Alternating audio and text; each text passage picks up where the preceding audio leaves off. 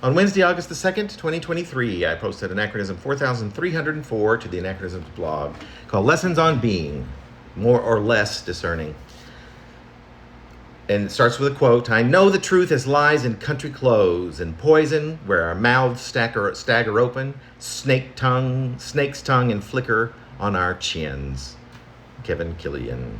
When I was social, having long ago come to realize that everybody fabricates any number of things, but in my early 40s, or at best upwards into my 30s, late bloomer that I was, and I've said this again and again, I began to judge that fact less and instead began to enjoy the sleuthing through the blather that would be emitted by friends, lovers, partners, people I was generally interested in getting to know, to get at what exactly each felt the necessity or the whimsy or whatever the compulsion of each, about which to be untruthful or misleading.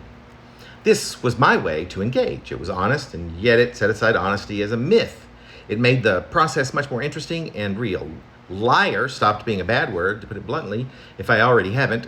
Honesty then became a discovery of each person's untruths, and so it went when I was social. Now that I am not, and on the day of the third indictment of a former president of my country in just a few short months, the United States versus that man who muddled truth so severely for such a mind-boggling swath of the population of a notion that sadly remains A-OK with escaping reality. My game of discerning real from unreal in those with whom I was interested enough to discern seems utterly exhausting.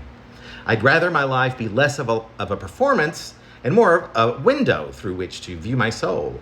Or, and maybe this one would be too much even for me, a mirror held up so that everyone with whom I cross paths might get even a small glimpse of themselves. This last notion is so exclusive of me that it is not me at all. And anyway, where would I get such a mirror? So I will surely continue to do what I know, at the very least, a bit better than anyone else's truth or untruths, displaying myself upon page after page in search of my own truth. But today, I wonder to what end, and how honest shall I truly be?